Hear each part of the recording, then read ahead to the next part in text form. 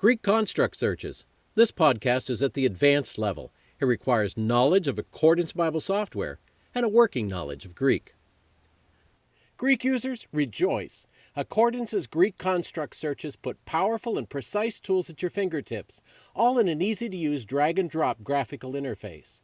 After all the time you invested learning Greek, doesn't it make sense to use a program that allows you to take advantage of it? This podcast will help you do just that. Podcast number 19, Construct Searches, covers the basics.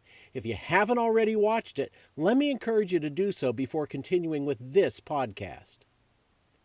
Greek construct searches allow users to search in any grammatically tagged Greek or Latin texts, and multiple texts simultaneously.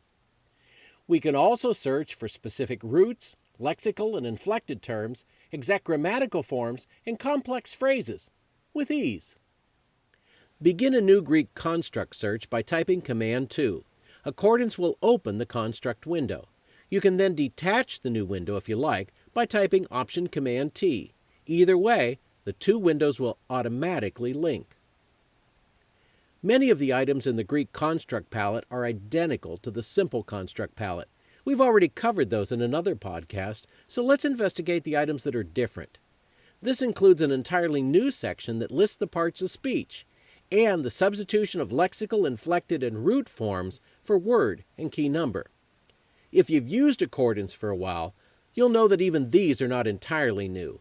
The three kinds of searches are identical to those available in the regular search entry box. And the parts of speech are simply abbreviations of those that appear when one adds a grammatical tag to a Greek word. Dragging and dropping any of these parts of speech automatically generates a dialog box unique to that part of speech. This slide illustrates the ones for an adjective and a verb. Within these dialogues are a number of pop-up menus like these that allow for even more precise searches. Where the Greek construct search really shines is at complex searches, like the one represented here. We've specified that a verse contain a singular verb or noun with a root agape, which is followed directly by a dative or accusative preposition without an intervening comma. Just in case you're interested, this search generated 7 hits in the Greek New Testament, 2 of them phrases containing verbs and 5 with nouns. Construct searches can also be linked to search multiple texts simultaneously. Here's a session I set up on my widescreen monitor. A single Greek construct controls 7 different texts, each in their own window with their own results. Complex setups like this take time to build, but can be saved as a session using the File menu. Saving as a session preserves the links among multiple windows, the arrangements, and the search, and can be recalled easily with just a couple of keystrokes. Let's do some Greek construct searches of our own in Accordance. The first example of a Greek construct search is one that you've already seen, and that is the root search for agape when it appears either as a singular verb or singular noun and is followed by a dative or accusative preposition. Here, I've set up a Greek construct search to search both the Greek New Testament and the Septuagint, as you can see by the linked Greek construct in both windows. I've already performed the search, and you can see that it turned out very well. Here's a noun, feminine, another noun, feminine, and a third, all followed by prepositions. And on the right, in the Septuagint, you have both verbs, here and here, both of them singular, and followed by a preposition. Now, how did we get here? Well, the answer is that I arranged these 3 independent windows, linked them, and constructed the search all before I began the podcast. Then I went to my File menu and I used Save Session, which allowed me to save the links among these 3 windows, as well as the relative positions and even the search itself. That's really handy if you've got a complicated setup. So, how do you begin a brand new Greek construct search? Well, you begin with a new workspace, like so, and I'll drag this one to cover these other windows, like such. I'll hit Command N to give me a new search text, and since we're in Greek, we're going to use the Greek New Testament. And I'll also have the NRSV so that you can sort of follow along with that. Now, we of course will need a new Greek construct window, and notice that this one says Greek construct 2. We're going to do a very simple search, and that is look for the most unusual mood in the Greek New Testament, the optative. I'll click OK. You can see verb is now modified by optative. I'll click the search button, and we have 68 hits in the Greek New Testament. Notice the unusual way in which the NRSV translators have translated this.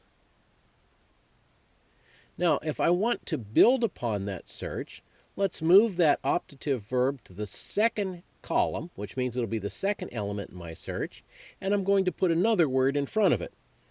Those of you who remember Greek 2 will remember very well what I'm looking for, and that is may. The negation. I'll click search again, and here you can see me genoito, very expressive phrase in Greek, translated heaven forbid at Luke 20:16, and by no means at Romans 3:4.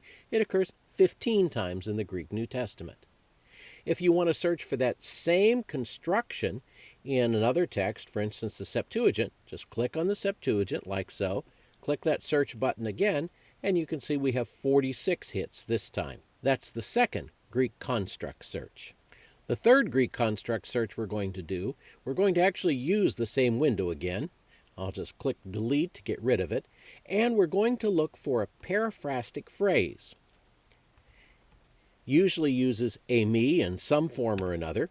So you'll notice I've used the lexical form of a me, and it's usually followed by a verb in a participle. I'll click OK and say search. One of the reasons I want to do that is you see this false hit here? We have a form of the verb a me followed by a period followed by a participle. Now I can eliminate that false hit in a couple of ways. One would be to search by clause rather than by verse or chapter. But since this is a podcast on Greek constructs, let's eliminate it another way. Let's say that I want these two words to be within one word of each other, and I do not want any intervening punctuation marks. So I'll put character here, and then I'll specify the characters, or the punctuation marks that are found in Greek, the period, the comma, and the semicolon. I'll click OK, and because I don't want to see those between the two words, I'll say that they are not allowed to intervene. So we have this kind of search. I'll click OK, and now notice that first hit has disappeared. What is left are simple periphrastic phrases like this one in Matthew 1:23. Let me add the King James Version, and you can see the different ways in which the translators have wrestled with this. The NRSV translators just simply have which means, where the KJV translators have said which being interpreted is, which of course is a very literal translation, but not exactly the way that most of us speak anymore. You've invested a lot of time learning Greek. Now Accordance puts powerful tools at your disposal that allow you to use that knowledge.